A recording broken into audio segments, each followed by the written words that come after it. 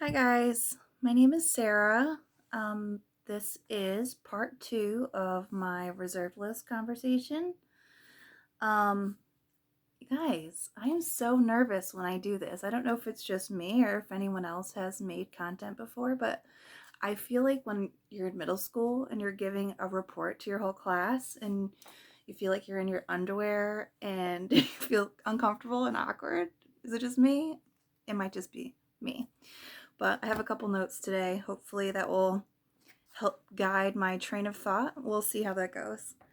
So, basically, yesterday I was talking a little bit about the reserved list. Um, basically, the reserve list was created to maintain confidence in the secondary market value of the cards and really to tell the players, like, hey, we're not going to reprint these cards and continue to devalue them. So we want you, to keep up your confidence. So this conversation keeps coming up, and I wonder why, when right now we have the least confidence in the game probably ever. I mean, let's face it, the card quality is terrible on a lot of the new foils. I know, at least for me personally, I recently opened some Commander Legends, and fresh out of the pack, they're, the Pringles. Everyone talks about the Pringles. And so yeah, nobody wants that.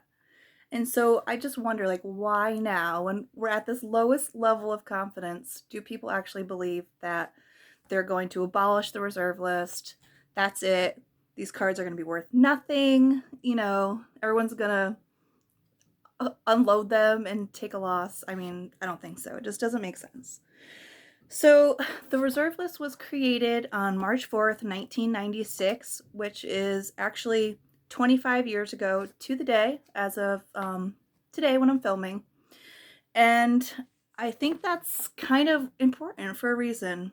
Um, Basically, if we do um, reprint these old cards, which I don't think they will, but if they do, um, are these old players that have been playing forever, that play Alpha 40, that play Vintage, are they just going to stop?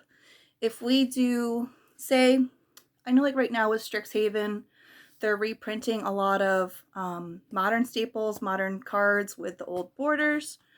If they were to do some kind of reprint where they take like the old art and put it on a new modern border, and said, hey, you guys can play with these in your cube, EDH, at your kitchen table, no sanctioned events. They could throw them in a master set, and a lot of people would be really happy. They want to have access to these cards. So I think that's something that Wizards should take into consideration, especially, I know proxies, no one wants to talk about them, but if you're playing at your kitchen table and you're playing a cube, are you gonna shell out, tens of thousands of dollars for a Black Lotus as a new modern player? Or are you gonna, make a proxy, buy a proxy? It just seems like a whole market that the Wizard is kind of missing out on. So I think that's something that they could definitely do in the future. And I do think if they did that, it's not really going to affect the secondary market of those old iconic cards. Um, so yeah. So another thing I wanted to mention was expanding the reserve list. So I talked about it very briefly, but I think like the modern cards, like Tarmogoyf, Snapcaster Mage, a lot of these cards, they're starting to become vintage in a sense. And if we want to encourage new players to get into the game, we need to reinstill that confidence. And I don't see like a better time than the 25th anniversary of the reserve list. I think that for players who are just getting started, or maybe even playing for a while, maybe been playing for a decade, I mean, it hurts real bad to spend, 80, 90, $100 on modern staples, and then they get a reprint and then they're devalued. I mean, that hurts. It hurts in the feels. And nobody wants to do that. So Magic really needs to think about where we're going in the future, and I think they need to sort of address, the elephant in the room and try to really reinstill that confidence. And yeah, I honestly, like, I don't think magic is dead. I think we're just getting started.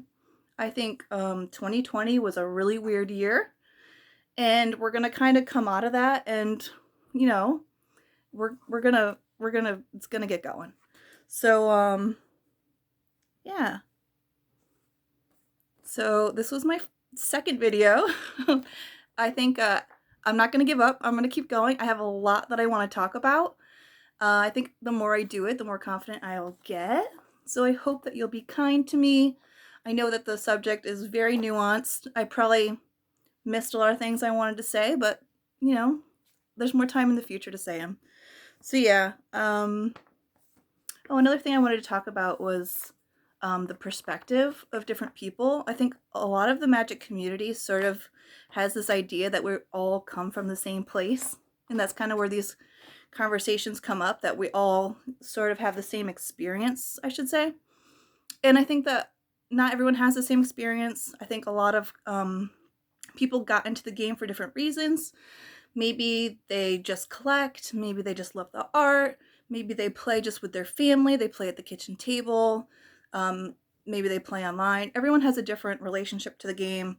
So that's why everyone has, a different perspective. And I don't know, I just think we should talk about that more. I think a lot of like the online conversation is really like, I don't know, it's just one dimensional. And I feel like there's so much to magic. It's a worldwide phenomenon. And that's about it, you guys. I hope you have a great rest of your day or evening, and I hope you check out more of my videos in the future. Thanks.